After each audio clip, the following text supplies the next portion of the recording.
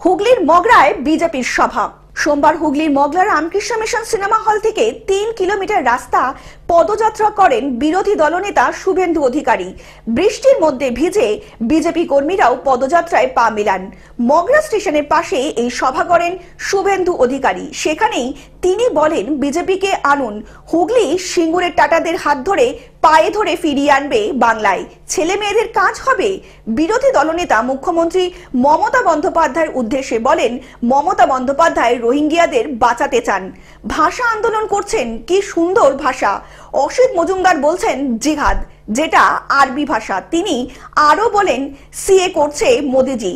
ধর্মীয় উৎপীড়নের কারণে যারা ভারতে আশ্রয় নেবেন তাদের নাগরিকত্ব দেওয়া হবে। তিনি আরো বলেন, বাংলায় মহিলা মুখ্যমন্ত্রী, 14 বছর স্বাস্থ্যমন্ত্রী, পুলিশ মন্ত্রী, তার আমলেই নারীদের সম্মান নেই।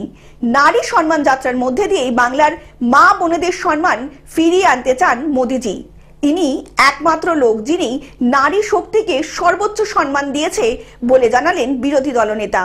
তিনি আরো বলেন, মোদিজি যেসব প্রকল্পগুলো করছে তা সবার জন্য। তিনি আরো বলেন, মুখ্যমন্ত্রী বাংলা ভাষার জন্য কথা বলছেন, অথচ 4000-এর উপরে স্কুল বন্ধ করেছেন। আজকে সব অভিভাবকেরা আবার ছেলে মেয়েদের বেসরকারি স্কুলে ভর্তি করতে বাধ্য করছেন। এইভাবে নানা বাক্যবাণে বিরোধী দলনেতা শুভেন্দু অধিকারী বিঁধলেন মুখ্যমন্ত্রী মমতা বন্দ্যোপাধ্যায়কে।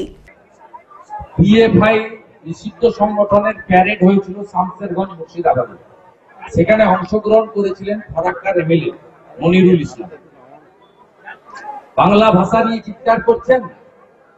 মমতা ব্যানার্জির আজকে বাম সাইডে যিনি না ব নিয়ে ঘুরছিলেন, ফিরাদ হাকিম, তিনি কিছুদিন আগে ধর্মীয় সভায় দাঁড়িয়ে বলেছেন, আমি সেদিনই খুশি হব যেদিন বাংলার মানুষ 50% বেশি উর্দুতে কথা বলবে।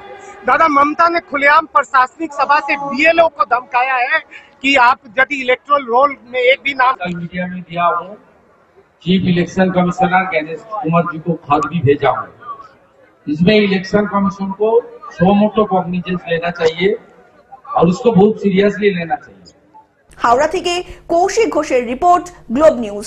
এখন থেকে গ্লোব টিভি দেখুন আপনার স্মার্টফোনেও। গুগল প্লে স্টোর অথবা অ্যাপল স্টোর থেকে ডাউনলোড করুন গ্লোব টিভি লাইভ অ্যাপ। এছাড়া জিও টিভি অ্যাপ থেকে দেখুন গ্লোব টিভি লাইভ।